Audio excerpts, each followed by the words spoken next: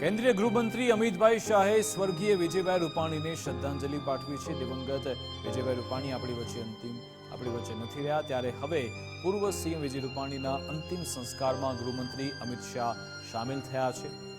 અમિત શાહે વિજય રૂપાણીજીના પરિવારજનોને મળીને સાંત્વના પાઠવી હતી। તેમણે એક્સ પ્લેટફોર્મ પર પોસ્ટ કરી સ્વર્ગીય વિજયભાઈ રૂપાણીને શ્રદ્ધાંજલિ પાઠવી। તેમણે કહ્યું કે શિસ્તબદ્ધ સાથીને ગુમાવવા બદલ ખોટ છે। પરિવારજનોને દુઃખ સહન કરવાની ભગવાન શક્તિ આપે તેવી પ્રાર્થના પણ ગૃહમંત્રી અમિતભાઈ શાહે કરી હતી।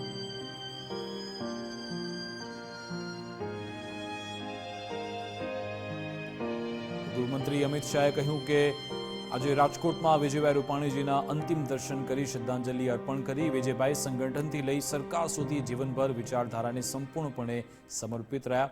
વિજયભાઈ જેવા શિસ્તબદ્ધ અને વફાદાર સાથીદારને ગુમાવવા એ સમગ્ર ભાજપ પરિવાર સાથે મારા માટે પણ વ્યક્તિગત ખોટ છે। તેઓ હવે આપણી વચ્ચે નથી, પરંતુ તેમની સ્મૃતિ હંમેશા આપણા મનમાં જીવંત રહેશે। સોમનાથ દાદાને પ્રાર્થના કરીએ છીએ કે તેઓ પુણ્યશાળી દિવંગત આત્માને સદગતિ આપે ને તેમજ શોકગ્રસ્ત પરિવારજનોને આ દુઃખ સહન કરવાની શક્તિ આપે। ઓમ શાંતિ।